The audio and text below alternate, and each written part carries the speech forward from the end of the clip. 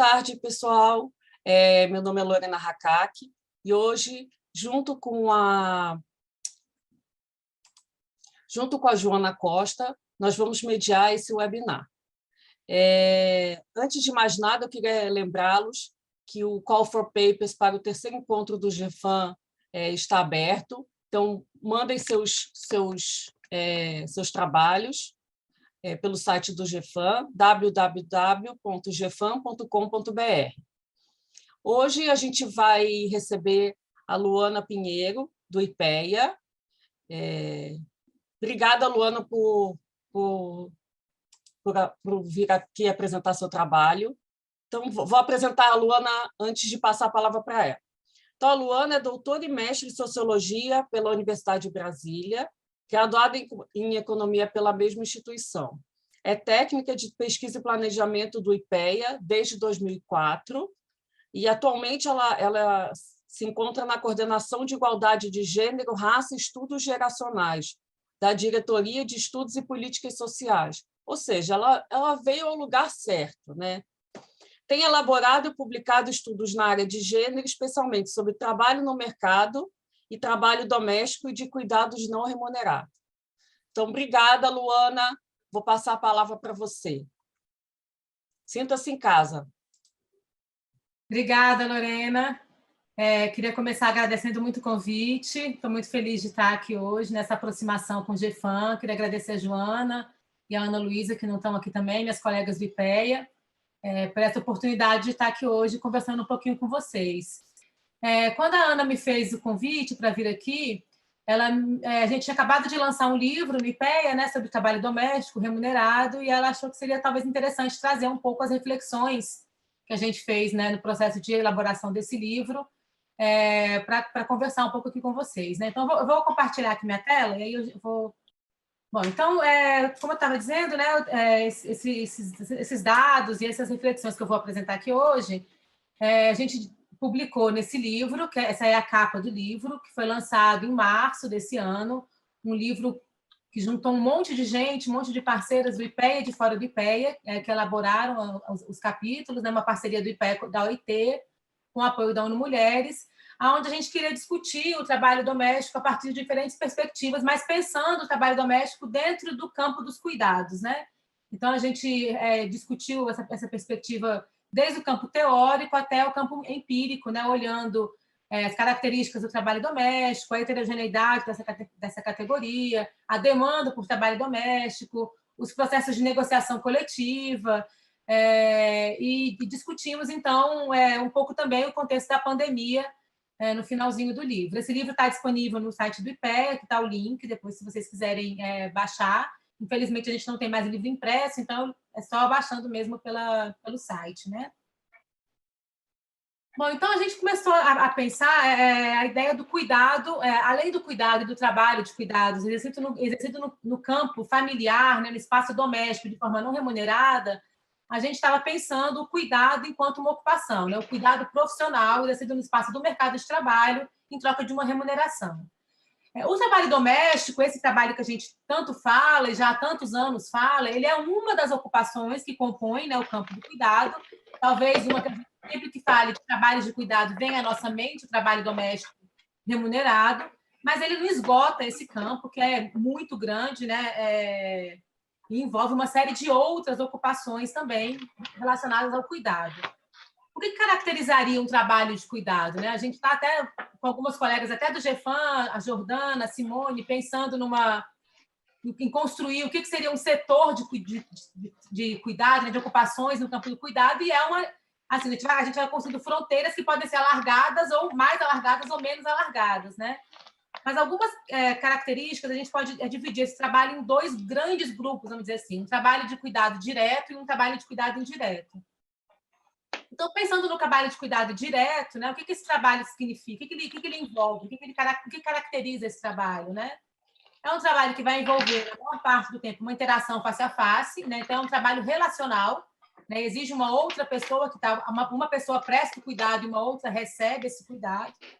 Ele envolve, em algum nível, uma dependência entre quem recebe o cuidado e quem oferece. A ideia de que quem está recebendo o cuidado não conseguiria sozinho dá conta de realizar aquele trabalho. Ele gera como efeito, né, uma recomposição do bem-estar ou o desenvolvimento de capacidades físicas, mentais, psicológicas, emocionais daquela pessoa que recebe cuidado. E ele é um trabalho que, além de ser um trabalho do simples fazer, ele é também um trabalho emocional, né? Ele envolve emoções diversas e variadas, né? Envolve devoção, amor, mas também envolve frustração, raiva, cansaço, né? O trabalho de cuidar de alguém, ele não é apenas um trabalho físico, onde você vai lá e faz uma atividade, mas ele necessariamente envolve um trabalho emocional nesse contexto, né?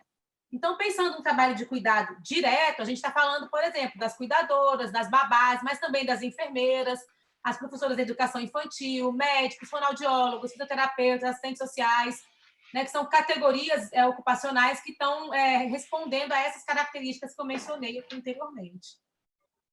Mas a gente também tem um outro grupo de atividades que a gente também pode trazer para esse campo, né, que é um cuidado que a gente chama de cuidado indireto.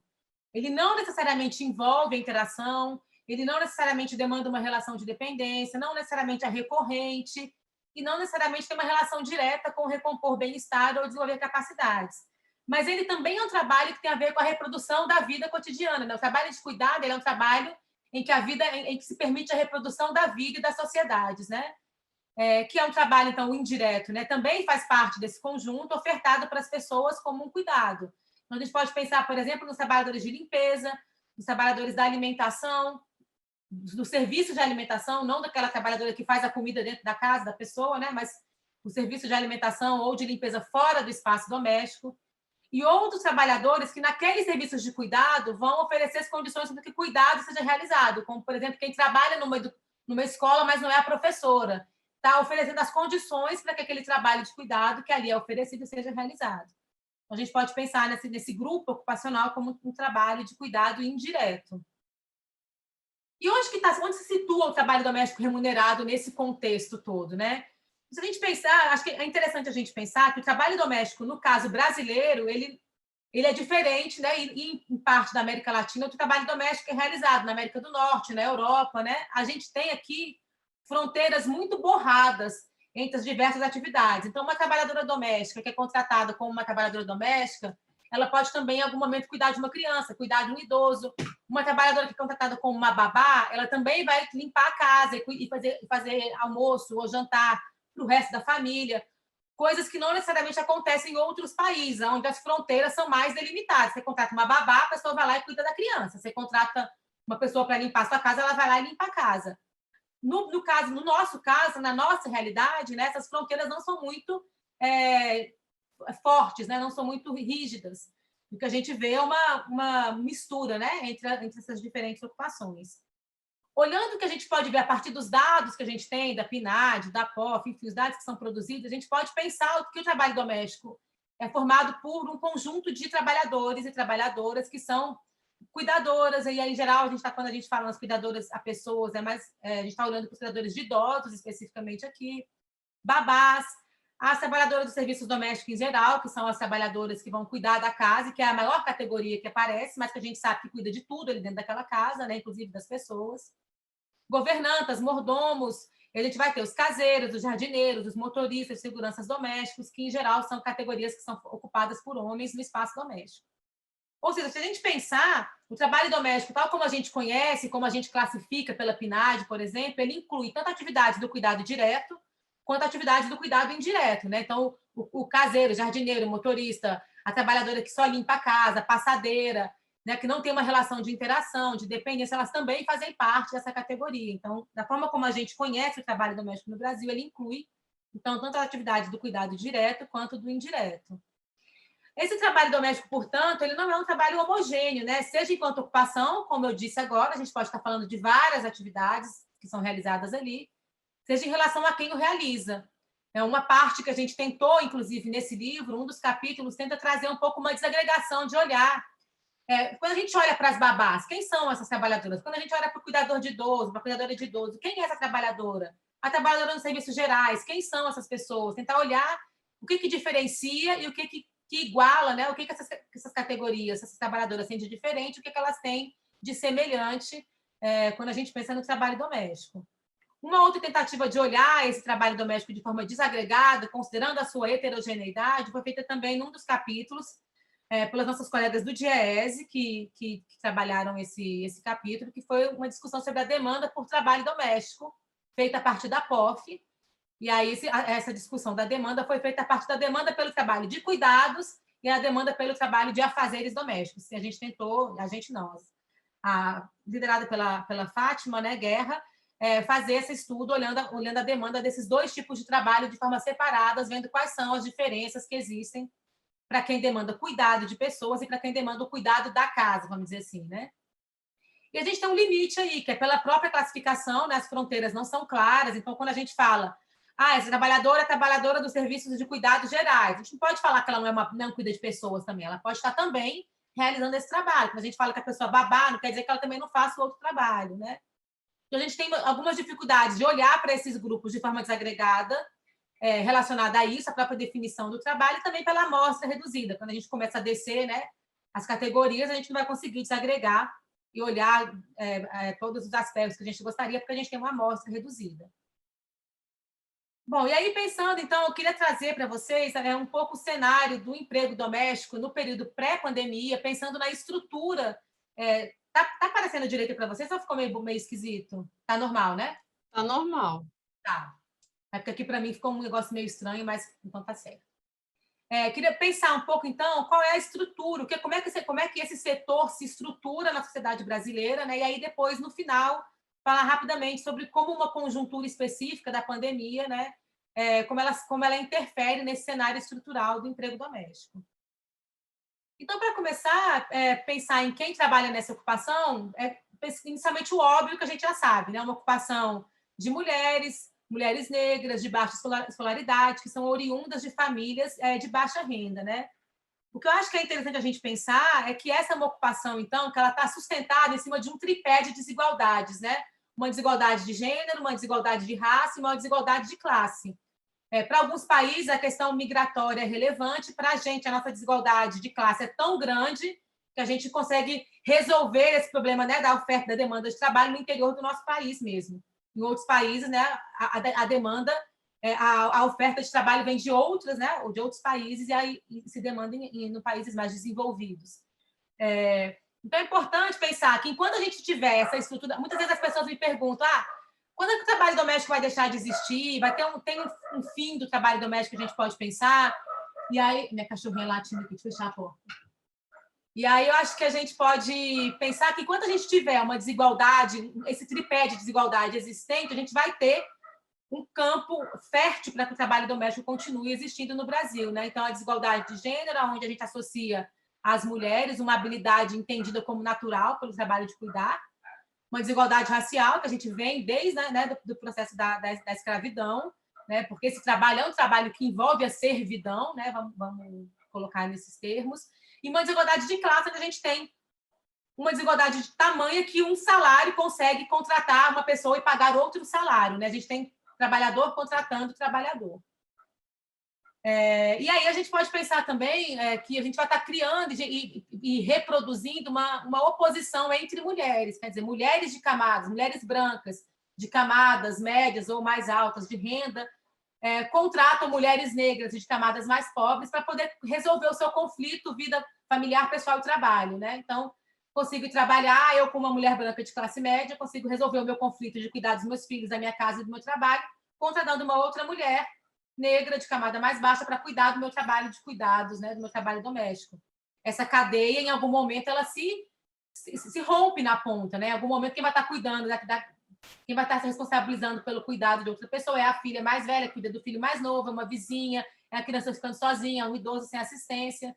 Então, a gente tem uma cadeia, né, de transmissão do cuidado, né, que vai estar sempre colocando em oposição mulheres. Estou falando mulheres, porque a gente sabe que o trabalho doméstico de cuidados não remunerado é ainda exercido basicamente por mulheres, né, majoritariamente por mulheres no Brasil. Então, em 2019, eu estou botando os dados de 19 aqui para a gente não confundir com a pandemia, para pegar um momento pré-pandêmico, né, a gente estava falando ali de em torno de 6 milhões de pessoas em trabalho doméstico, sendo que 92% eram mulheres. Em termos de tamanho, né, em relação à população ocupada, eram 14% das mulheres ocupadas no Brasil eram trabalhadoras domésticas entre os homens isso não era nem 1%. Em relação às desigualdades raciais, né, então o trabalho doméstico é importante para todas as mulheres, mas as mulheres negras ele é ainda mais importante, né? 18 de cada 100 mulheres ocupadas eram trabalhadoras domésticas, enquanto para as brancas eram 10 em cada 100 mulheres ocupadas. Quer dizer, relevante para todo mundo, mas para as mulheres negras quase o dobro do que aquilo que aparecia para as mulheres brancas, né? E como é que a gente tem visto isso ao longo dos últimos anos? Eu estou olhando aqui, desde 95 até 2019, e aí, claro, que a gente não pode comparar exatamente o número desses anos todos, porque a gente estava com a PNAD anual até 2012, e a gente aqui começou a olhar a PNAD anual a partir de 16, esses dados que eu trouxe. Então, eles não são perfeitamente comparados, mas a gente pode ver uma tendência, né? E o que a gente vê entre 95 e 2019, a gente vinha vindo numa tendência de redução do trabalho doméstico como o peso do trabalho doméstico no mercado de trabalho das mulheres. A gente partiu lá de 95, né, as mulheres eram em torno de 17%, 17% das mulheres eram trabalhadoras domésticas, 22% das negras e 13% das brancas, isso se reduz em 2019. Mas é possível a gente perceber que nos últimos anos aí dessa série histórica, essa tendência de queda meio que perdeu um pouco a força, né? A gente ficou ali mais ou menos estável, né? Começa a ficar no formato de uma linha reta aqui. É um período que coincide com o período da crise econômica, e a gente sabe que em crises econômicas usuais, vamos dizer assim, porque a crise da pandemia é uma crise econômica particular, né? Mas em crises econômicas usuais, o emprego doméstico ele acaba se constituindo sempre um colchão amortecedor, né? Então, aquelas mulheres que perdem as suas ocupações acabam encontrando no emprego doméstico uma alternativa, né, em momentos de crise. Então, aquela queda que a gente vinha verificando, no momento da crise econômica, ela se estabiliza, e a gente tem mais ou menos uma linha reta aqui. E aí, no momento da pandemia, isso se altera, eu vou falar um pouco sobre isso mais para frente. Aqui é interessante a gente notar que aqui a gente está trazendo um dado que é olhando, então, para a composição do trabalho doméstico. Quando a gente olha para aquelas diferentes categorias que eu mencionei que a gente pode considerar, né, que a gente pode olhar, que compõe esse emprego doméstico, que a gente fala de forma genérica, né? Então, a maior parte, que é essa barra verde, são trabalhadoras dos serviços domésticos em geral, que é essa grande categoria que está tudo. Mas a barrinha laranja são trabalhadoras que se identificam como trabalhadoras de cuidados pessoais, e aqui a gente fala basicamente das cuidadoras de idosos. A barrinha amarela, cuidadoras de crianças, né, as babás. Esse azulzinho claro são outras categorias, como cozinheiras, governantes, que cuidam de animais. E essa barrinha azul mais escura, a gente separou os trabalhadores homens, que podem estar em todas essas outras, mas a gente separou porque eles, em geral, são uma categoria bem distinta dessas outras, né? O que a gente pode ver ao longo do tempo é que a gente vai ter uma redução, né, nessa categoria geral, essa barra verde, né? E uma ampliação que é muito expressiva para trabalhadoras de cuidado, cuidadoras de idosos, essa barra laranja. Ela vai aumentar em cerca de 50%, o crescimento quase 60% nesse período de só 5 anos, né? A gente tem um crescimento das babás e um crescimento das cuidadoras de idosos em magnitude muito grande. Então, é importante a gente perceber aqui que a gente está vivendo um processo de envelhecimento populacional, a gente vai ter cada vez mais uma demanda por cuidado de idosos, né? As famílias menores tendo que cuidar não só das suas crianças, mas também dos seus idosos. E esse é um campo onde a gente tem uma oferta muito pequena de serviços públicos, né? Diferente das creches, que são insuficientes, mas a gente tem uma oferta um pouco maior. No campo do trabalho de cuidados de idosos, a gente tem uma oferta muito pequena de serviços públicos e mesmo de serviços privados, sendo esses muito caros e pouco acessíveis, né, para a população em geral. Então, o que vai acontecendo é que a gente vai tendo um aumento, então, de pessoas que são contratadas como trabalhadoras domésticas de cuidados de idosos, né? Então, a gente tem esse crescimento aqui muito importante, que eu acho que é um olhar que a gente tem que ter para frente, né? Uma categoria que está crescendo nesse subgrupo, como um subgrupo do trabalho doméstico. E tem a ver também um pouco com a própria percepção daquela trabalhadora que oferece serviço, que em algum momento se ofereceu como trabalhadora doméstica e passa a se declarar como uma cuidadora de idoso, uma cuidadora de alguma pessoa naquele domicílio, né? Tentando criar uma certa especialização naquele trabalho que ela oferece, também fugir da estigmatização do trabalho doméstico, né? Então, tudo isso também aparece aqui também, tem um processo também de reconhecimento da categoria. Bom, um ponto importante a se destacar quando a gente olha para o trabalho doméstico em perspectiva temporal, assim, é o envelhecimento desse grupo, né? A gente olhar aqui, olhando esse mesmo período, 95 e 2019, essa linha laranja são as trabalhadoras adultas, de 30 a 59 anos, né? Isso aqui é a distribuição por faixas de idade, né? E a linha verde, as trabalhadoras jovens, de 16 a 29, e aqui nessa amarelinha, as idosas, né? A gente está chamando de idosas de 60 anos ou mais. E a gente está olhando aqui para essa linha pontilhadinha, aí uma linha de tendência, e aí é muito claro a gente ver que abre essa boca, né? Quer dizer, se lá em 95 a gente tinha mais ou menos equilibrado ali, meio a meio, o que era a representação, né, de trabalhadoras adultas e jovens, lá em 2019, 78% das trabalhadoras domésticas já eram adultas. A gente partiu de 50% para chegar em 2019 com 78% adultas. E as jovens, a gente partiu de 47%, 95%, para chegar ali em torno de 12% em 2019. Então, a gente tem um envelhecimento da categoria muito expressivo ao longo dos anos, que tem muita relação com o fato de que, ao longo dos anos 2000, até meados de 2010, a gente tem uma ampliação da escolaridade. Então, as jovens meninas que viam no trabalho doméstico antes um destino, né, filhas das trabalhadoras domésticas, e não tinham alternativas a essa ocupação, acabam, no processo de ampliação da escolaridade, encontrando outras ocupações para onde elas se dirigem. Não necessariamente são ocupações menos precárias ou menos que remunerem melhor ou que tenham maior proteção social, mas certamente são ocupações com menos estigma, né? O trabalho doméstico ele tem um grande estigma, então e é de fato uma das ocupações mais precárias e informais que a gente tem no país, né? Então há uma migração das trabalhadoras mais jovens para outras ocupações que vai levando a esse envelhecimento da categoria. Quando a gente olha a idade média por grupos, né, por aqueles subgrupos, a gente vai ver que as babás são as mais jovens e as cuidadoras pessoais são aquelas que têm idade média mais elevada. Então, um pouco a ideia de que as babás, qualquer pessoa saberia, teria um pouco a noção de fazer o trabalho de cuidar de uma criança, e o fato de que ainda são as crianças, como a gente ainda não é uma sociedade que já envelheceu, a gente está em processo, a gente tem uma demanda muito grande de cuidado infantil, e as crianças o cuidado de crianças é um grande entrave, né, para as mulheres irem ao mercado de trabalho. Então, em muitos casos, na hora que vai estourando aquela ponta da cadeia que eu estava comentando, né, é uma vizinha ali do lado, uma amiga mais nova que vai cuidar do seu filho para a pessoa poder ir trabalhar. E o trabalho de cuidado de idosos, em geral, exige se tem uma ideia de que pessoas mais velhas, mais experientes, teriam maior capacidade, mais habilidade, mais paciência, mais conhecimento para cuidar de uma pessoa idosa, porque o cuidado de uma criança e de um idoso são cuidados absolutamente distintos, né? Não tem nada a ver uma coisa com a outra. Enfim, são atividades de cuidado, mas o que demanda em termos de cuidado, de trabalho físico e emocional, são habilidades e intensidades de trabalho muito distintas. Bom, quais são as tendências nessa ocupação, né, que a gente pode perceber ao longo do tempo? Aí, olhando não para a característica da trabalhadora, mas olhando para as características da ocupação. Uma coisa importante da gente pensar é uma separação, né, entre o local de trabalho e o local de moradia. Então, se lá em 95 a gente pensava, era muito comum a gente encontrar trabalhadoras que residiam no domicílio, em 2019 isso aqui não era em torno de 1%, 1,5%, 1,2% de trabalhadoras domésticas só residiam no domicílio. É uma mudança muito expressiva num espaço que não é tão grande de tempo, né? Lá em 95, se a gente olhar aqui o Nordeste, quase 1/4 das trabalhadoras domésticas residiam no local em que trabalhavam, né? E mesmo no Nordeste, com 25%, isso cai para pouco mais de 1% também nessa região. Então, o movimento, né, de migração, de separar, de fato, né? O espaço do trabalho é o espaço onde eu habito, onde eu resido, onde eu tenho a minha própria família é outro, né? Aquela ideia de que a trabalhadora doméstica trabalha numa residência, que ela é como se fosse da família, aqui olha, as trabalhadoras domésticas têm a própria família, né? E aí esse movimento, ao longo desses anos, foi fazendo essa separação, né, entre o que é o espaço da família, o que é o espaço da família para qual eu presto um trabalho, mas que não é a minha família, né?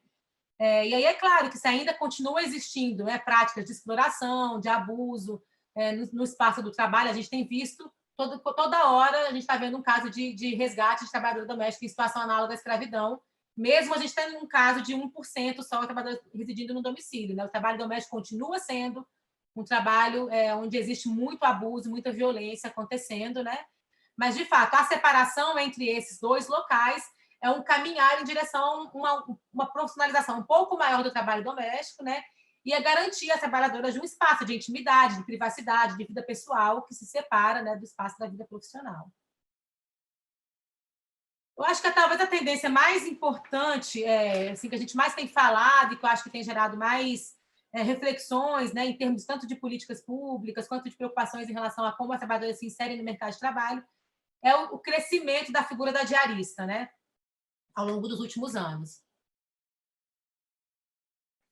A gente pensou que a diarista, não olhando só a partir do número de domicílios para os quais a trabalhadora presta serviço, mas pensando um pouco a partir das normas legais. Então, a Lei Complementar 150, que regulamentou a emenda constitucional, né, na qual os direitos das trabalhadoras domésticas foram ampliados, ela estabeleceu que se uma trabalhadora trabalha até 2 dias na semana numa mesma residência, ela não tem direito a uma formalização do seu vínculo trabalhista, né?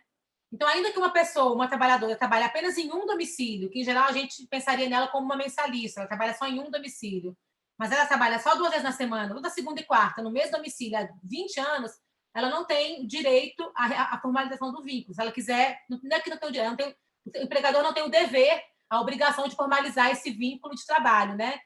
Então, ela se aproxima, em termos normativos, mais a figura da diarista do que a da figura da mensalista.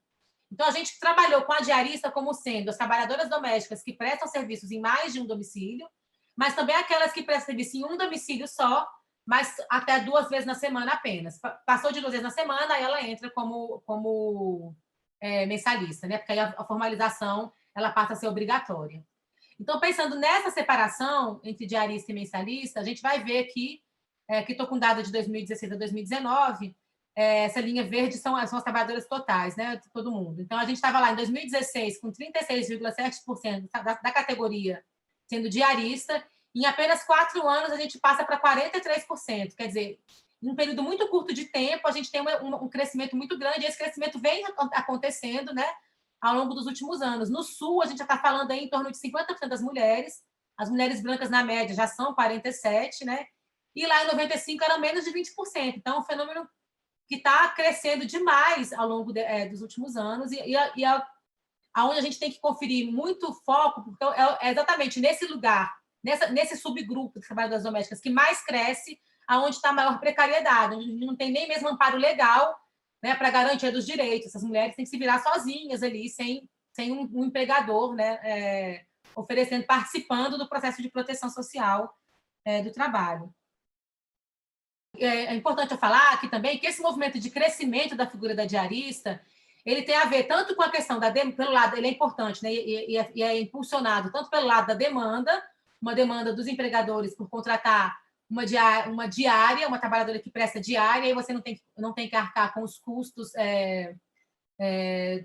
da formalização, né, os impostos, os custos trabalhistas, mas também pela oferta do trabalho, a partir da perspectiva de que as trabalhadoras ofertam o seu trabalho por diária, acreditando que vão receber uma remuneração melhor, que vão ter maior controle do seu tempo, que vão conseguir uma maior profissionalização do trabalho.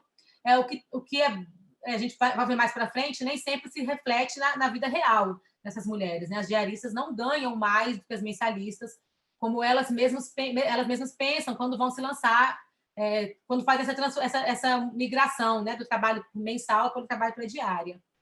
Mas eu vou falar um pouquinho mais para frente sobre isso. O que marca essa ocupação, né? Bom, a informalidade é a grande marca do trabalho doméstico. A gente pensa em trabalho doméstico, a gente já pensa que é um trabalho informal, precário, sem proteção social. A gente pode ver aqui, então, olhando aqui para a informalidade, né, esse dado de 2019, a gente está falando de uma categoria onde menos de 30% das mulheres possuem carteira de trabalho assinado, brancas, negras, de todas as regiões. É uma categoria basicamente informal, né? A categoria mais informal que a gente tem.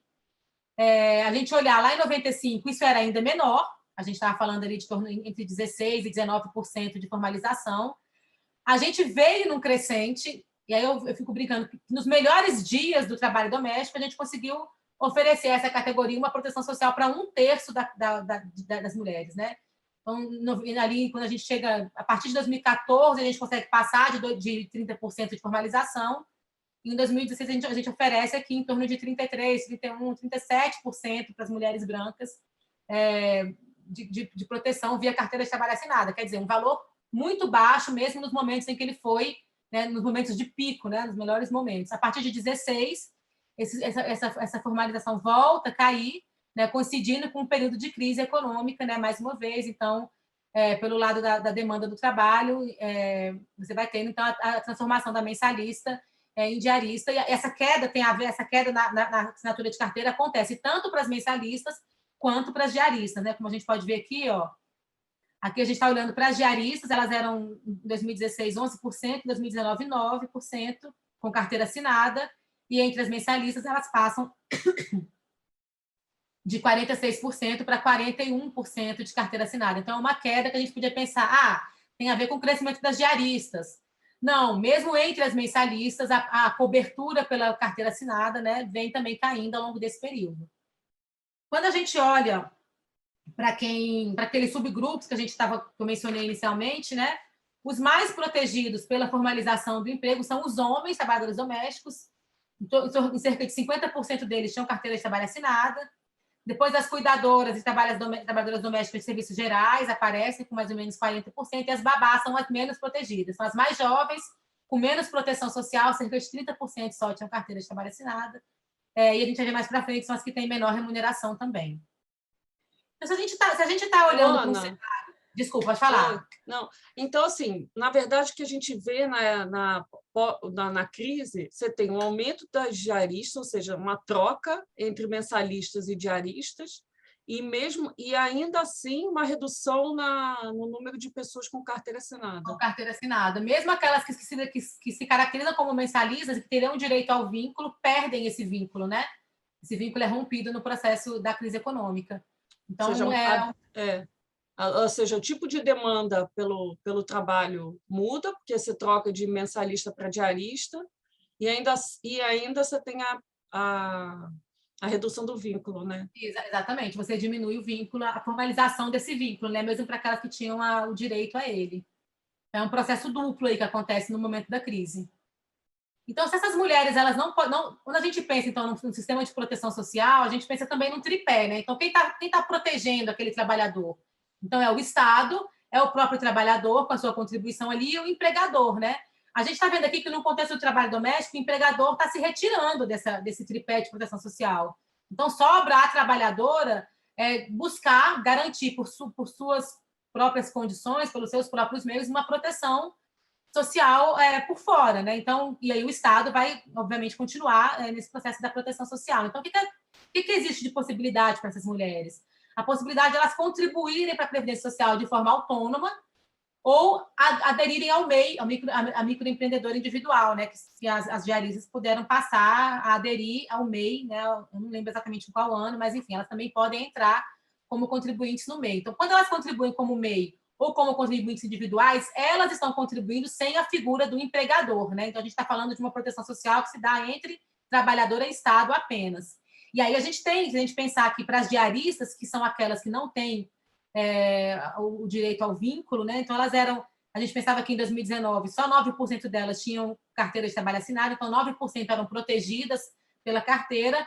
Quando a gente adiciona essa proteção individual, então a gente vai falar que 1/4 delas passa a ser protegida, né? Então, elas vão ou entrar como MEI ou como contribuintes individuais e garantir um processo de uma proteção maior, ainda muito baixa, mas uma proteção maior do que elas tinham contando com o empregador.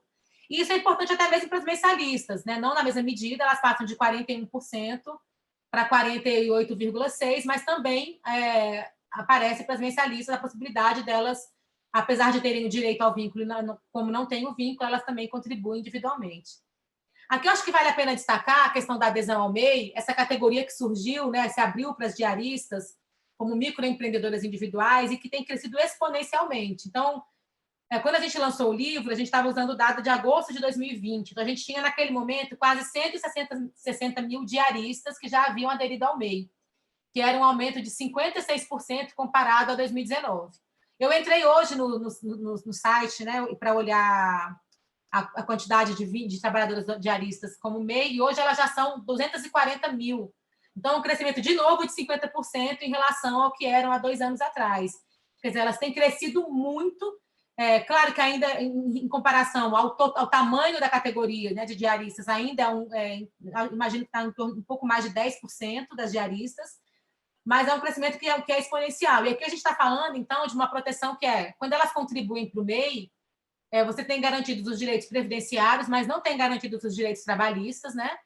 Essas mulheres, elas estão sozinhas garantindo a sua proteção, e o que a gente, obviamente, a gente não está falando aqui de uma microempreendedora individual, para a gente pensar numa diarista, porque você vai ter relação um microempreendedor, né? Você não teria relação de hierarquia, de subordinação entre quem presta trabalho e quem recebe, de habitualidade, tudo isso a gente acaba percebendo que acontece para essas diaristas, que alguns autores têm chamado que elas estão numa relação de emprego falseada, vamos dizer assim, né? Uma falsa relação de emprego tá encoberta aqui pela essa categoria MEI. É interessante, eu queria destacar para vocês que, em conversa com as trabalhadoras que são sindicalizadas, né, as sindicalistas de trabalho doméstico, elas contam para a gente que é muito comum chegar no sindicato os trabalhadores que eram MEI e nem sabiam que eram MEI. Então, além do empregador fazer aquela transição da mensalista para diarista, muitos têm feito a transição para MEI, porque o MEI, o valor que você tem que pagar mensalmente para a trabalhadora ter acesso ao seguro, aos direitos previdenciários, é um pouco mais de R$50 por mês. Então, o empregador transforma aquela mensalista, que ele pagava mais pelas contribuições trabalhistas, passa a pagar R$50, continua garantindo um direito previdenciário para aquela trabalhadora e ela nem sabe que ela virou MEI. Então, quando o vínculo se rompe, ela perde o emprego, ela vai ver vai no sindicato fazer rescisão de contrato, ela vê que ela nem contrato tinha, porque ela era MEI. E muitas vezes, quando elas não sabiam disso, param de fazer a contribuição, e quando você para de contribuir para o MEI sem cancelar a sua inscrição, o nome entra na dívida ativa. Então, elas descobrem que estão na dívida ativa, porque não estão fazendo a contribuição como microempreendedoras, e elas nem sabiam que eram. Então, tem esse processo também que é muito relatado nos sindicatos pelas trabalhadoras. E uma coisa que eu acho que é pergunta, Luana. Desculpa interromper, só uma pergunta rapidinho. Quando o empregador transforma a mensalista, que ele pagava, né, tinha carteira assinada e tal, em MEI, isso é uma irregularidade? Porque, a princípio, para MEI, só os diaristas poderiam ser? Tipo, se ele mantém ela como mensalista, trabalhando todos os dias, e transforma ela em MEI, e ela trabalha todos os dias, ela não é diarista, né? Então, isso seria uma irregularidade, né? Porque você tem uma relação de habitualidade, relação de hierarquia, e isso configura uma relação de trabalho, um vínculo, né? Você tem ali configurado um vínculo de trabalho que não está sendo reconhecido. Então, você está burlando esse vínculo, tentando passar ao largo desse vínculo, falar, não, ela é uma microempreendedora, ela presta serviço aqui como diarista e vai embora. Mas as características daquela ocupação a qualificam como uma relação de trabalho, né? Acontece que a gente sabe que, ainda mais depois da reforma trabalhista, as trabalhadoras entrarem na justiça para reivindicar esse vínculo, é um processo que é difícil de ser feito, né? Inclusive pelos custos que agora incidem sobre essas mulheres. E uma coisa que eu acho que é legal, importante, a gente tem vista também, olhando para frente, né, é a questão do emprego por plataformas. Então, a uberização do trabalho doméstico, que também tem sido uma tendência que tem começado a aparecer, né, no mundo e no Brasil. Então, as empresas, né, que oferecem um serviço por aplicativos, por sites de intermediação desse trabalho, as trabalhadoras não têm vínculo, não tem nenhum tipo de proteção ali. Algumas empresas exigem que elas sejam PJ, MEI, né, no caso, sejam MEI, mas aí você vai ter uma redução da renda que essas mulheres recebem, porque a empresa fica com um pedaço, uma série de outras questões são colocadas por emprego em plataforma, que a gente sabe, tem visto, né, uma outra forma de precarização do trabalho, que tem chegado também para essa categoria, especialmente para aquelas que trabalham no trabalho doméstico, no trabalho de cuidados indireto, né? É mais difícil você contratar cada vez uma pessoa para cuidar de uma criança, de um idoso, onde a relação, o vínculo tem que se estabelecer entre quem cuida e quem é cuidado, mas é mais fácil isso acontecer quando você contrata alguém para cuidar da sua casa, para passar roupa, para cozinhar, e esse é um espaço que está se abrindo também para o trabalho doméstico. Bom, a outra grande marca da ocupação são os baixos salários, né, que também não é nenhuma novidade. Aqui tem uma série histórica, né, olhando para o rendimento médio mensal do trabalho principal dessas mulheres. Aqui está tudo com valores de 2019. Então, a gente vê, especialmente a partir de 2003, 2004, com a política de valorização do salário mínimo, né, o salário do trabalhador doméstico muito atrelado ao salário mínimo, a gente vê um crescimento, né, que começa a se reduzir no período da crise ali de novo, né, mas que depois se estabiliza mais ou menos ali nos últimos anos. De forma que a gente ainda assim, mesmo com esse crescimento, não conseguiu fazer com que as trabalhadoras domésticas ultrapassassem, na média, o salário mínimo. O que tem a ver, obviamente, que é uma relação direta com o fato, com a grande informalidade da categoria, né? e com o trabalho pela diária, como eu vou falar já para vocês. Então, em 2016, se a gente pensar aqui nesse processo, quando a gente começou a olhar pela PNAD contínua, que é o começo da crise, essas trabalhadoras ganhavam ali em torno de R$ 870, e aí esse valor cresce até atingir 920 em 2019. Agora, o que é importante a gente pensar, bom, aí, evidentemente, como no mercado de trabalho de forma geral, as trabalhadoras brancas vão sempre ganhar mais do que as negras, né? Ainda que não seja uma desigualdade tão grande, porque é uma categoria muito precária, então ela é quase que homogeneamente precária, mas as trabalhadoras brancas ganham mais do que as negras, né, de forma geral. E aí, quando a gente pensa naquele subgrupo, são as babás, as que vão ter menores rendimentos, apesar de serem as que têm maior escolaridade. Como elas são as mais jovens, em geral, elas têm mais escolaridade, né, puderam usufruir desse processo de ampliação do acesso à escolaridade, mas elas são as menos protegidas e as que têm menor rendimento. E os homens, que são a pequena categoria, 1%, aquele pouquinho lá do 8% do trabalho doméstico, eles são os que mais têm salários maiores, os que estão mais protegidos, né? O que é importante destacar, que eu queria destacar aqui para vocês, uma distinção, duas distinções importantes, né, quando a gente pensa nos salários e nesses baixos salários das trabalhadoras domésticas. A primeira distinção é essa, ter carteira ou não ter carteira. O quanto a carteira de trabalho assinado é uma proteção para aquela ocupação, para aquela trabalhadora, né? Então, as trabalhadoras domésticas que têm carteira de trabalho assinada, elas têm uma renda que é, em média, 2/3 maior do que aquelas trabalhadoras que não têm carteira de trabalho assinada. A formalização já te garante ali pelo menos o mínimo, o salário mínimo, né, para aquelas mulheres. Então, te dá uma base, um piso, né, e que não está garantida aquelas mulheres que não têm um vínculo reconhecido, formalizado em relação ao seu trabalho. Uma outra Ana, desculpa, que isso levou um susto. Ai, perdão. Imagina. Não, isso também não está ligado à região do país, por exemplo, porque assim, na região sudeste você tem maior formalização. E então você tem essa diferença também, os salários são maiores, maior formalização.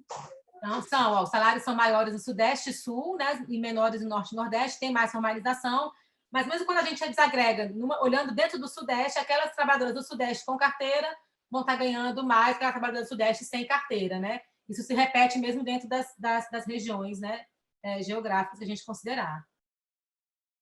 E uma distinção que é muito interessante, aí é que eu acho que é onde as trabalhadoras depositam muito a esperança quando optam por fazer a transição entre o trabalho de mensalista para diarista, que vou conseguir ganhar uma renda maior, porque eu ganho mais numa diária. Se eu trabalhar todo dia na semana ganhando o valor da diária, eu vou ganhar uma renda maior no final do mês do que eu ganho hoje como mensalista. O que a gente vai verificar, o que os dados vão mostrar para a gente, quando a gente olha a renda mensal, as trabalhadoras mensalistas têm uma renda média 16% superior às das diaristas. Então, no final do mês, a trabalhadora mensalista ainda é a trabalhadora que tem renda maior, né, mesmo em comparação à diarista. Então, é uma frustração para aquela trabalhadora diarista que espera nessa transição, que ela já perdeu um monte de coisa em relação à proteção social, a direitos, ela ainda perde também em relação ao salário, porque no mês ela ganha menos do que a trabalhadora mensalista. Mas a mensalista... Luana, posso perguntar uma perguntinha? Claro.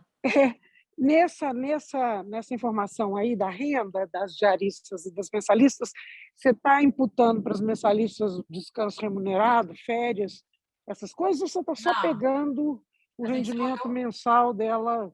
Só o rendimento mensal. Só o rendimento mensal. Tá bom. Então, quer dizer, ainda é bem pior a diferença. Ainda é bem pior, exatamente. Ainda é pior. Aqui está só a renda mensal. Tá bom. E aí, Só isso que é interessante. Depois é interessante fazer esse exercício, considerando tudo isso, para a gente ter um cenário ainda mais fiel, né, Simone? Eu acho que vale a pena. Que é mais real, né? Mais real e, de fato, vai fazer uma diferença grande, né? Vai. Porque a gente está colocando os direitos aqui, né, que a trabalhadora já também não tem. Que dificilmente as trabalhadoras, principalmente as mais jovens, que estão muito longe ainda da idade de começar a pensar em aposentadoria, dificilmente elas realmente são sensíveis a esse tipo de argumento, né? Elas acham que a renda presente é o mais importante e ponto final. Não fazem muito essa conta, mas assim, pensar no descanso remunerado, né? Nas férias, início de conversa, né? É uma coisa mais fácil de você mostrar, né? Sim, não, é fundamental. E é isso, né? É difícil você falar para uma pessoa que está numa ocupação tão vulnerável, pensar, olhando lá na frente, daqui a, sei lá, 40 anos, né? E trocar a renda presente para a renda futura, né? Numa ocupação tão precária. Exatamente. Ela pensa que até lá, nossa mãe, tanta coisa vai acontecer e que não está na hora de pensar nisso. Exatamente. Mas essa desigualdade de renda, então, quando a gente olha mensal, ela esconde algumas coisas, porque as trabalhadoras mensalistas elas têm jornada de trabalho maior do que a das diaristas.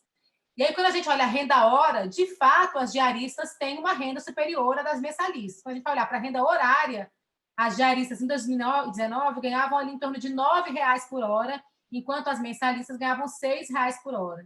E por que no mês a renda das diaristas continua mais baixa, né? Na verdade, o que acontece é que essas mulheres elas não conseguem preencher a sua agenda de trabalho, vamos dizer assim, né? Então, elas queriam trabalhar mais do que elas trabalham, mas não conseguem preencher essa agenda, então elas não conseguem ter aquela jornada que elas pensavam que elas teriam na hora que fizeram aquele cálculo de se transformar em diarista. Então, esse dado aqui, essa coluna verde, é a média de horas semanais de trabalho dessas trabalhadoras, né? Então, as diaristas trabalhavam em média 24 horas por semana, e as mensalistas ali em torno de 38, né? A jornada, basicamente a jornada integral da semana, né? Média, né? Então imagina que tem um monte de gente que está mais de 40 horas semanais aqui, 44 horas trabalhando também. E essa linha, a laranja, está mostrando para a gente a proporção de trabalhadoras que gostariam de trabalhar mais do que trabalham. Então, 1/3 das diaristas fala que gostaria de trabalhar mais do que trabalha e elas teriam disponibilidade para estar trabalhando mais do que trabalham, enquanto esse valor é de 14% para as mensalistas. Então, as diaristas queriam ter uma jornada de trabalho maior, não conseguem preencher essa agenda e, no final do mês, acaba que o salário acaba sendo menor do que o salário de uma mensalista, né? Então, esse casamento, né, entre a oferta do trabalho da diarista e a demanda por esse trabalho acaba levando a uma renda inferior à renda que se poderia, uma renda potencial, né, dessa categoria. Quando a gente pensa na renda horária, ela poderia, então, ter uma renda maior, mas ela não consegue preencher essa agenda. Aqui, então, esse gráfico mostra quando a gente junta, então, né, a trabalhadora, se ela é diarista ou mensalista, se ela tem carteira ou não tem carteira, a gente vai chegar num cenário que eu vou tentar explicar aqui para vocês por esse gráfico. Essa linha vermelha é o salário mínimo, o valor do salário mínimo de 2019. Então, aqui a gente tem acima do salário mínimo as diaristas com carteira, trabalhadoras com carteira, estão acima do salário mínimo, diarista e mensalista. Trabalhadora sem carteira, abaixo do salário mínimo, mensalista ou diarista. Essa bolinha, o tamanho da bolinha é o tamanho do peso da categoria no universo de trabalhadoras domésticas. Então, o grupo que é menos frequente são as diaristas com carteira, que representam só 4% das trabalhadoras domésticas, e são aquelas que têm maior renda, né? R$ 1.350 lá em 2019. Então, é uma categoria pequena, diarista com carteira de trabalho assinado são poucas, né? 4% só do total de trabalhadoras domésticas. E os grupos maiores, que são as bolinhas maiores aqui, que são as mais significativas, né? Então, as sem carteira, que representam 73%, são as que têm a renda menor. Então, aqui as diaristas aqui, né, sem carteira, que é o maior grupo, ganhavam 712, e as mensalistas sem carteira, 692. Metade do que as diaristas com carteira lá em cima ganhavam, mas um grupo muito pequeno. Um grupo muito pequeno. Eita! Um grupo muito pequeno que enfim, não tem peso no conjunto de trabalhadoras domésticas, né? Então, é importante olhar para essa conjunção, né, da forma como a trabalhadora oferece seu trabalho e a forma como a gente consegue garantir a proteção social para essas mulheres, né? Aqui eu estou pensando só com carteira e sem carteira, pensando na formalização do vínculo, né? A gente pode pensar isso aqui também a partir de tem previdência ou não tem previdência, mas aí a gente não está pensando na garantia que a carteira de trabalho dá daquele valor mínimo, né, do salário mínimo, como piso para a categoria. Então, de forma geral, o que a gente pode ver é que é uma categoria que é estruturalmente, né, um grupo precário, né, vulnerável, desprotegido, com baixos rendimentos. Eu não trouxe aqui o dado de escolaridade, mas ainda que tenha aumentado ao longo dos anos, ainda é uma categoria de baixa escolaridade, mesmo para jovens. E aí a pandemia chegou, e aqui é o último slide que eu queria trazer para vocês, para encerrar. A pandemia chega e encontra esse cenário, né, de precariedade. Então, uma conjuntura particular que age sobre uma estrutura, um mercado de trabalho estruturalmente precário, né, do trabalho doméstico. E aí, obviamente, a gente viu o que aconteceu com as trabalhadoras domésticas na pandemia, né? Foi o segundo grupo ocupacional mais impactado com perda de postos de trabalho, né, no contexto. Eu estou pensando aqui naquele primeiro ano da pandemia, que a pandemia são vários momentos no mercado de trabalho, são várias pandemias ali dentro, né? Pensando aqui no primeiro momento da pandemia, no primeiro ano, onde a gente teve maior isolamento social, medidas de distanciamento, ainda não tinha vacina, enfim. Naquele momento, foi o segundo grupo que mais perdeu postos de trabalho. 1/3 dos postos de trabalho entre fevereiro e setembro de 2020 foram encerrados. Mais ou menos 2 milhões de mulheres perderam as ocupações ao longo desse período curto de tempo, né? Se a gente comparar, isso aqui é um dado que até está no trabalho que a Joana e a Ana Luísa fizeram, que eu citei aqui embaixo, depois, se vocês quiserem olhar, que é super importante. Se a gente comparar o segundo trimestre de 2020 com o mesmo período do ano anterior, o peso do trabalho doméstico na ocupação feminina ele caiu em 15%. Né? Então, foi um impacto muito expressivo, uma perda de trabalho, de ocupações muito grande, que eu vou falar, assim que eu terminar aqui, um pouquinho sobre por que um impacto tão grande nesse grupo de mulheres. Né?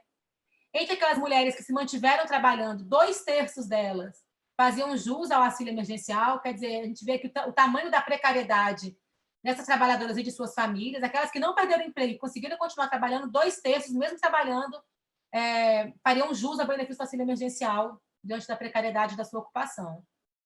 A carteira assinada nesse contexto, né, se mostrou uma proteção para as trabalhadoras. Então, aqui também o dado do trabalho da Joana, da Ana e do Marcos, nós todos lá do IPEA. A transição, né, o risco dessas mulheres passarem plena atividade. A gente sabe que essa crise da pandemia ela foi diferente das outras crises econômicas, que a gente teve uma transição muito grande da ocupação direto para a inatividade. Né? E aí aqui a chance das trabalhadoras domésticas formais passarem para a inatividade, da ocupação para a inatividade, foi 10 pontos percentuais menor do que foi para as informais. O mesmo aconteceu em relação ao risco de transitar para o desemprego. Enquanto as informais, o risco de ir para o desemprego aumentou em 3,5%, para as formais esse risco foi de 1,3%. De toda forma, para as trabalhadoras domésticas, esse risco foi maior do que para as mulheres em outras ocupações. Né? O trabalho doméstico mais precário, né, esse risco foi maior.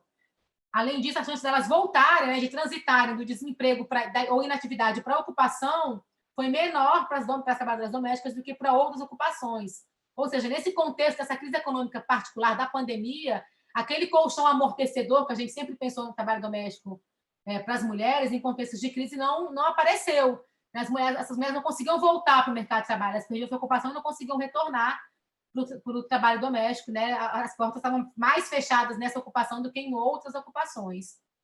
E por que isso pode estar? Quais são as possíveis explicações para esse contexto, né, particular do trabalho doméstico na pandemia? Bom, primeiro, um trabalho muito precário, com vínculos, poucos vínculos e vínculos frágeis, né, facilmente rompíveis nesse contexto de trabalho. Segundo, as características do próprio trabalho, um trabalho que era realizado no espaço doméstico, né, onde você tinha uma circulação, a trabalhadora vinha do trabalho dela e circulava naquele domicílio. No momento daquele isolamento social, você tem talvez uma resistência que uma trabalhadora tivesse no espaço domiciliar, né, no processo de isolamento social. E a gente tem também... tem mais uma outra coisa que eu anotei aqui. Sim, claro, no contexto de uma crise econômica, como a gente está falando de um trabalho que é remunerado por um outro salário, né, salário pagando salário, no contexto de crise econômica que atingiu a sociedade de forma geral, um trabalhador, uma trabalhadora remunerar outro trabalhador também ficou mais pesado. Então, a gente tem uma conjunção de efeitos relacionados às características do emprego e as características da precariedade dessa ocupação no Brasil, que ajudam a explicar um pouco esse cenário que aconteceu durante a pandemia. Bom, gente, era isso. Eu falei para caramba, mas queria mostrar para vocês um pouco esse contexto mais estrutural e um pouco o que aconteceu na pandemia, rapidinho. E agradecer a oportunidade de estar aqui com vocês hoje. Obrigada, gente. Nossa, obrigada, Luana. Muito obrigada pela sua apresentação. Eu que agradeço a oportunidade. O trabalho doméstico ele já vinha caindo, né, antes da pandemia. E aí, com a pandemia, a coisa... a gente teve uma queda muito... E a gente até agora não recuperou ainda, né? A gente não chegou nos níveis pré-pandêmicos, né? Uma queda muito expressiva, né, no contexto da pandemia. Sim. Você perdeu 1/3 de ocupação, né, de postos de trabalho numa mesma categoria, num período tão curto de tempo, né? em menos de um ano ali, você perder 2 milhões de trabalhadoras perderem as suas ocupações realmente um choque muito extremo, né? Que a gente vivenciou ao longo desse primeiro ano da pandemia. Sim. A Simone quer perguntar. Simone? Posso? Pode. Posso?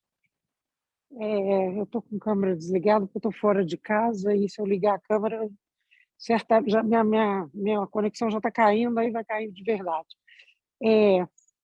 Mas, Luana, super legal, adoro esse seu trabalho, né? Tem que falar que adoro e não adorei, porque, né, já vi outras vezes fragmentos desse trabalho e tenho todo interesse nele.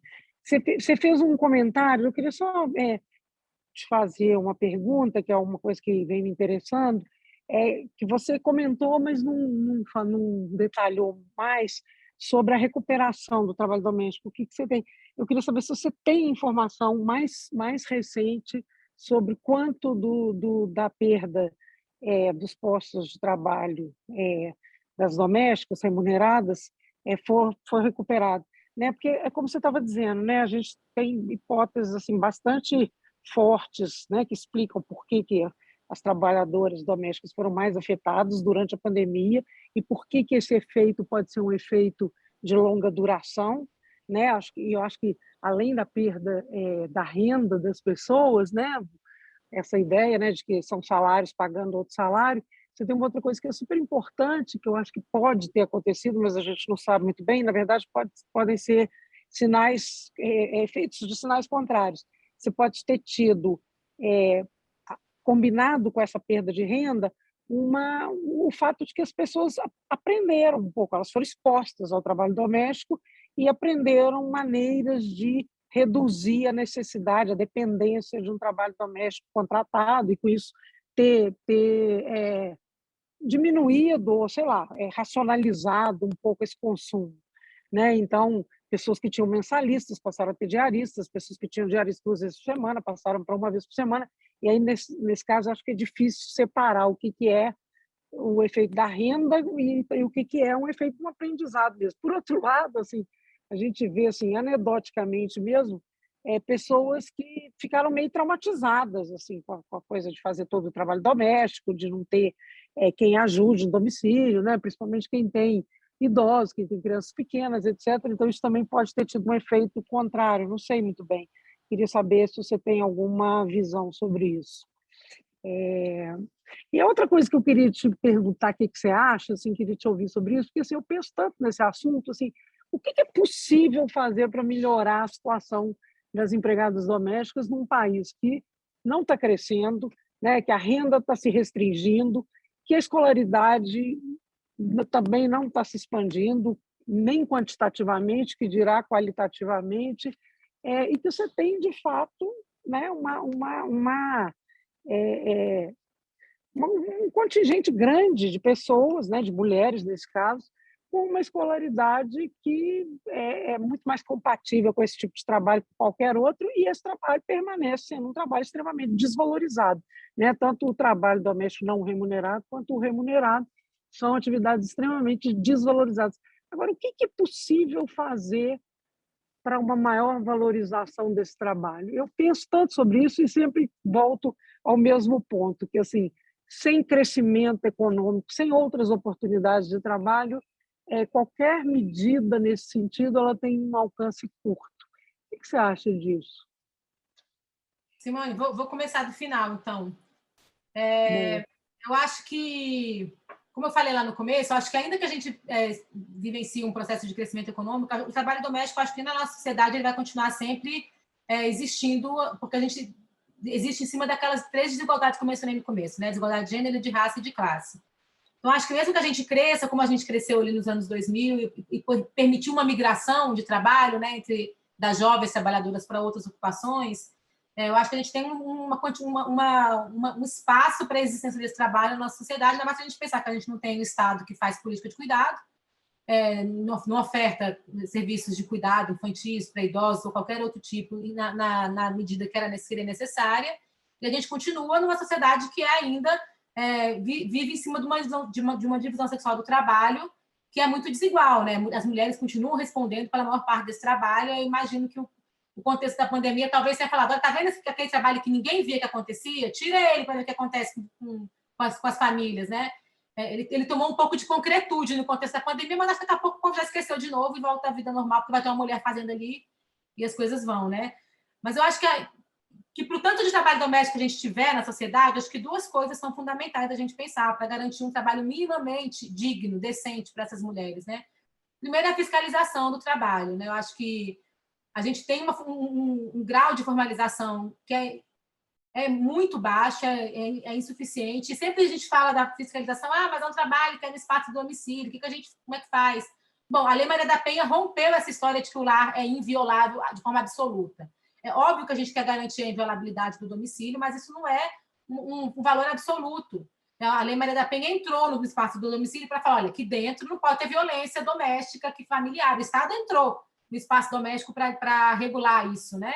Então, existe um precedente, um espaço para o Estado entrar para regular, porque dentro do espaço do domicílio a gente tem violência, tem relações de trabalho, tem precariedade, tem exploração, acontece de tudo ali dentro desse espaço, e essa inviolabilidade não pode ser também a porta que impede que 6 milhões de trabalhadoras tenham acesso a direitos garantidos, né, na legislação. E aí, quando eu penso na legislação, eu acho que uma outra via que é muito importante, porque a gente está falando de uma categoria que é cada vez mais formada por mulheres diaristas e que não tem na lei uma proteção garantida, é pensar numa alteração que garanta, que traga a essas mulheres que trabalham como diaristas acesso a direitos trabalhistas também, né? Então, essas mulheres elas são excluídas, né? Elas não possuem o acesso aos direitos, né? Pela legislação que hoje existe.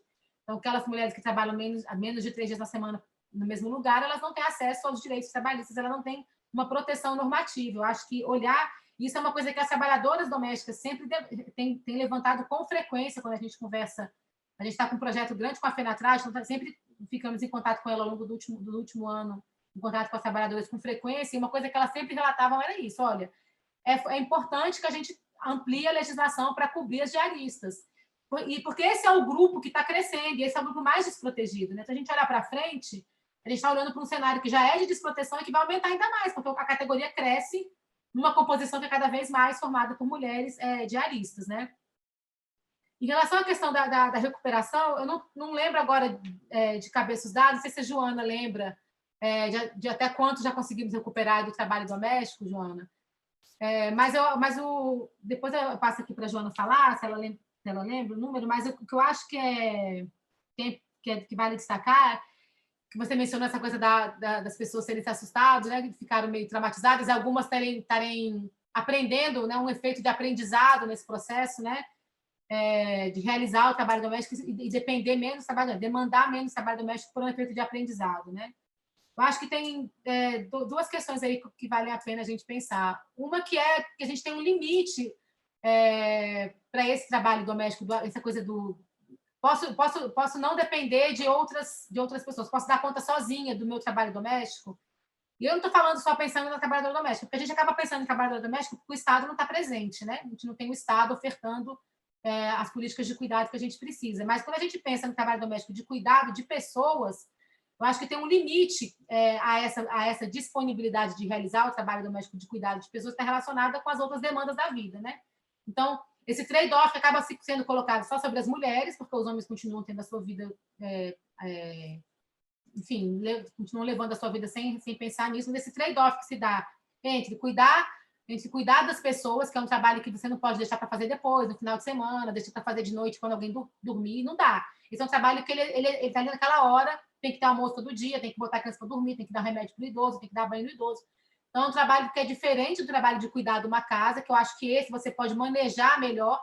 Eu acho que talvez esse talvez um nicho da nossa sociedade tenha... não sei, assim, de percepção, talvez a gente tenha que estudar um pouco mais sobre isso, mas pode ser que tenha lidado melhor, pensado, tem um efeito aprendizado, a gente consegue lidar, consegue encaixar esse trabalho aqui, mas essa ideia acaba recaindo um peso muito grande sobre as mulheres, né? A carga de trabalho doméstico na pandemia explodiu, não à toa. Infelizmente, a gente não tem os dados de 2020, né, no IBGE, de jornada reprodutiva, mas então eu acho que esse trade-off aí, você vai abrir mão do trabalho doméstico numa sociedade em que você não tem política de cuidados, eu acho que a gente ainda está pensando longe. Ou a gente vai abrir mão às custas do trabalho no mercado de outras mulheres, a custa, enfim, você vai ter que ter um trade-off que acontece aí, porque o Estado não está colocado. Por isso que eu acho que o trabalho doméstico ele ainda não tem como, não está em vias de extinção no Brasil, nem estava antes, porque a gente não tem. A sociedade, especialmente o trabalho remunerado das mulheres, se organiza a partir disso, né? Elas entram no mercado de trabalho porque tem uma trabalhadora que fica ali, uma parte, né, das mulheres, porque o Estado está ausente, o Estado não existe. Então, acho que uma resposta para muito do que a gente fala no cuidado tem que ter mais Estado, tem que ter mais Estado na política de cuidado, tem que ter mais Estado fiscalizando as condições de exercício do trabalho doméstico, tem que ter mais Estado nesse campo, que é um campo em que tradicionalmente o Estado saiu porque tinha uma família cuidando, da família tinha uma mulher cuidando, e aí se resolvia tudo ali dentro, né? Então, acho que boa parte das respostas é sempre pensando que a gente tem que ter mais Estado, né, atuando nesse campo. E tem questão da norma social também. Isso. Que também a gente pode pensar que o Estado pode atuar nisso, né? Quando a gente pensa em licença parental, por exemplo, é o Estado estimulando uma outra divisão sexual do trabalho doméstico, né? E que a gente não sai, não avança essa discussão, né? Você sabe que você falou da formalização da diarista? Eu fiquei pensando, porque muitas diaristas, quando elas trabalham uma vez por semana, elas ganham menos que um salário mínimo. E eu acho que pela lei brasileira, você teria que ganhar pelo menos um salário mínimo. Então, você teria que ter essa mudança, né? Que fosse permitido você, por exemplo, ter um registro, mas com um salário menor. Demanda uma mudança importante, né? Eu acho que a gente tem que pensar numa estratégia de proteção para essas mulheres. Elas não são uma categoria, ainda que fossem, mas não são uma categoria residual, né? A gente está falando de quase metade das mulheres que exercem essa atividade, que não tem nenhum tipo de proteção social. E é que a gente estava conversando antes, né? Você demandar que essas mulheres retirem da sua renda diária, da sua renda mensal, R$50, que seja para ser o MEI, ou um valor um pouco maior para você se filiar como autônomo à Previdência. Num contexto como o que a gente vive, é difícil, né? Que elas troquem essa renda certa do presente para uma renda futura, que, sei lá, uma vida num horizonte tão distante, né? E cada vez mais distante, né? Com as reformas previdenciárias, é um negócio tão longe de pensar na aposentadoria, que aí você, de repente, fala, olha, metade de vocês tem que se virar isso, você tem que tirar da sua renda de hoje a sua proteção social, porque vocês não têm direito a vínculo trabalhista, né? Então, é complicado, né, a gente jogar na mão dessas mulheres a responsabilidade pela sua própria proteção social. Queria até te perguntar uma coisa relacionada a isso, Luana. Mas primeiro eu queria parabenizar também o seu trabalho e destacar assim, só 2 pontos que eu acho bem relevantes assim, nesse seu trabalho especificamente, que é o fato de que você olha para a heterogeneidade entre o grupo das domésticas, né? Às vezes a gente fala do trabalho doméstico, das trabalhadoras domésticas, e eu acho legal que você lança essa lupa, né? E você, né, faz ali por região, esse recorte por raça, cor, por tipo de trabalho. E eu acho que é super relevante, né, entender como é que é essa heterogeneidade dentro das trabalhadoras domésticas. E eu achei muito completo também em termos de dimensão, né? Porque você olha para todos os aspectos, as condições de trabalho, né? Eu achei no texto, né, quando vocês olham também para a jornada, né, para a jornada total, né, do trabalho pago e não pago, né? E essa discussão entre diaristas e mensalistas é muito importante. E eu queria perguntar uma coisa em relação ao MEI, né, como vocês estavam, assim, uma coisa que eu fico pensando assim, essa já é uma ocupação, né, tão precarizada, né, só de ter assim essa figura da diarista, né, que é uma figura que assim, é permitida pela legislação, né, uma ocupação e que não é, né, onde não estão garantidos, né, direitos trabalhistas. Ela não está nem numa condição irregular, né? O fato ela ser diarista, não ter carteira assinada é totalmente irregular perante a lei, né? Então, isso já faz dela uma ocupação, assim, comparando com outras, né, uma ocupação, assim, precarizada e diferenciada por existir essa figura da diarista, né? Então, em outras ocupações, né, quando, né, surgiu essa coisa do MEI e das plataformas digitais, né, eu acho que essa precarização fica mais clara, mas eu fico me perguntando, assim, será que o MEI e as plataformas digitais vão precarizar ainda mais, né? Porque a gente já tem essa figura da diarista, né? Já tem essa... E aí, uma coisa assim, que eu gostaria de ver, mas eu acho que não dá para a gente fazer, né? Mas porque na PNAD contínua só pergunta se contribui ou não para a Previdência Social. A gente não consegue saber, né, se é de forma autônoma ou se é via MEI. né? Porque eu acho que uma coisa que seria interessante é entender se essas trabalhadoras domésticas que estão ali com o MEI, se elas, antes de virarem MEI, qual era a situação delas? Né? Elas eram mensalistas, que, né, tem esse caso, né, dos patrões, né, transformarem em MEI. Será que elas eram mensalistas que viraram MEI? Ou será que elas já eram diaristas que contribuíam autonomamente e aí viram que, né, através do MEI, elas, né, contribuiriam menos e fizeram essa transição?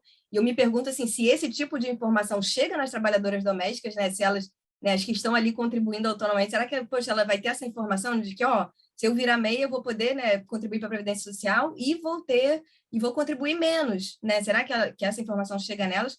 Ou se são diaristas que não contribuíam e que passaram a contribuir? Né? Porque se for esse o caso, aí o MEI, de repente, ajudou de alguma forma para que elas contribuam mais para a Previdência Social, né? Mas se for o caso de mensalistas, por exemplo, virando o MEI, então precarizou ainda mais, né? E a mesma coisa a plataforma digital, né? Também a PNAD contínua ainda não pega isso, né? Mas seria interessante entender como é que isso vai impactar. E só uma outra coisa, quando você estava discutindo ali a agenda da diarista, né, que ela quer preencher a agenda e não consegue. Aí tem um pouco a ver com o que a Simone falou, né, dessa adaptação, readaptação, uma curiosidade que eu tenho, assim, evidência completamente anedótica de conversa com diaristas, né, mas elas me falam, assim, que não conseguem, antigamente elas eram chamadas uma vez por semana, mas toda semana, e agora virou 15 dias, virou uma vez ao mês, elas não estão... Eu acho que essa dificuldade já existia, né, de completar essa agenda, e não sei, minha ideia, eu acho que seria interessante fazer aquele gráfico pré-pandemia e pós-pandemia. Eu acho que pós-pandemia ainda piorou essa situação, porque as pessoas, né, compraram máquina de lavar louça, fizeram ali uma readaptação, que eu acho que não é só a questão financeira, impacto da pandemia, eu acho que teve uma reorganização que vai acabar impactando. E eu tenho um gráfico aqui, um último comentário, se vocês quiserem eu posso partilhar a tela, assim, bem informalmente, só para mostrar um gráfico que você falou, né? Respondendo, eu fui atrás aqui quando a Simone falou, e aí você falou, vocês estão vendo? Ainda não, acho que está abrindo. Aí, abriu. Abriu? Esse gráfico aqui é o gráfico, né, que é aquela estatística que a Luana estava falando, né? A proporção de trabalhadoras domésticas entre as mulheres ocupadas, né? Então, aqui em 2012, aqui é PNAD contínua, né? Estava ali por volta de 15%. Aí aqui é trimestral, né? Em 2020 tem aquela queda, e aí a gente vê aqui que está subindo, mas ainda não está no patamar que era. E outra coisa que a gente nota, o laranja é trabalhadora doméstica sem carteira, e o azul com carteira. Então, a gente vê que essa recuperação está se dando em cima da informalidade, né? Está vindo, informalidade. É isso.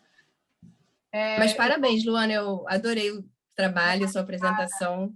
Tem muita coisa para a gente pesquisar. Eu acho que essa coisa da transição, do que acontece, né, com a trabalhadora para virar MEI, eu acho que a gente talvez consiga olhar pelas bases da Previdência, né? Uma vez eu conversei com a Graziella, e eu acho que dá para a gente ir acompanhando essa trabalhadora, se ela tinha um vínculo de carteira assinada, e agora ela contribui como MEI. Eu acho que não é uma coisa simples, mas acho que dá para a gente talvez fazer o acompanhamento dessa história. Isso seria muito legal, construir esse painel, né, com os dados da Previdência. Eu acho que é possível a gente tentar olhar isso.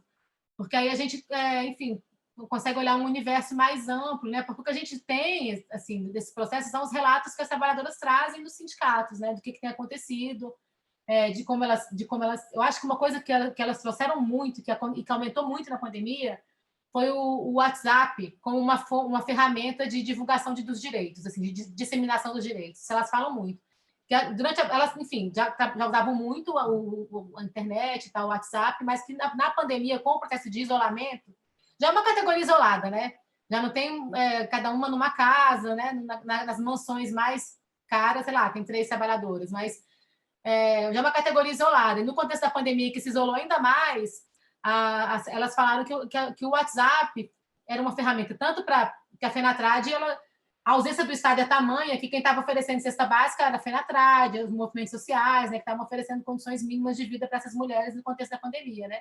Então, pelo WhatsApp, elas divulgavam os benefícios a distribuição das cestas e disseminavam os direitos, aproveitavam e faziam toda uma discussão sobre acesso a direitos, e elas contam que o WhatsApp cresceu muito nesse período da pandemia, né, o uso do telefone. A gente até entrevistou uma pessoa outro dia para uma banca Mipeia, e ela tinha feito uma pesquisa sobre o uso do telefone celular como uma ferramenta de disseminação de informações para trabalhadoras domésticas, né? Que eu acho que talvez essa seja uma estratégia que você consiga alcançar uma quantidade de trabalhadoras, não sei o tamanho, né? Mas assim, é uma forma que os sindicatos estão tentando para se aproximar das trabalhadoras na ponta, né? E fazer as informações chegarem, o acesso ao MEI, como que é o MEI, e quando que o MEI existe, de fato, como MEI, né? Quando que ele não é uma forma de precarização maior do seu vínculo, quando que ele é um uso que a trabalhadora faz, porque, de fato, ela está se oferecendo como um trabalho eventual, vai numa casa, vai na outra, ela quer se proteger. Né? O MEI pode ser usado de formas diferentes. Né? A gente é muito capaz de criar estratégias de precarização, né, na sociedade. Assim. Então, o MEI pode ser usado assim, mas pode ser usado de outra forma. Então, acho que tudo isso vai rolando. É importante essa divulgação, disseminação dessas estratégias, né, de proteção. Mas, enfim, é muito cruel você jogar na mão dos empregados, dos trabalhadores. Eu não estou dizendo só da trabalhadora doméstica, mas estou falando porque é uma categoria especialmente vulnerável, né? A responsabilidade pela sua própria proteção social, né? Sendo que na maior parte das vezes porque a gente sabe que na maior parte das vezes existe uma relação de trabalho ali estabelecida, né? Porque é difícil, especialmente quando você fala de cuidar de alguém, é difícil você colocar cada dia uma pessoa na sua casa para cuidar do seu filho, de um idoso, de um doente. Você não vai se estabelecendo uma relação é um trabalho que exige aquilo que eu estava falando no começo, é um trabalho emocional, relacional, que demanda um vínculo estabelecido de confiança, né, de aproximação. Então é difícil que esse trabalho seja ofertado de forma cada dia uma pessoa diferente, né? Assim, ad hoc, cada hora você contrata um. Então é importante pensar que tem, em boa parte dos casos, alguma relação de trabalho estabelecida ali, né? Sim. Eu vou encerrar, então, o webinar e a gente continua conversando. Que aí eu paro a gravação. Então, eu queria agradecer a Luana mais uma vez pelo excelente trabalho, a apresentação, trazer luz a essa questão tão importante aqui para o Brasil. E, de novo, né, avisá-los que o Call for Papers para o encontro do GEFAM está aberto. É só entrar no site www.gefam.com.br. Obrigada a todo mundo. Até a próxima.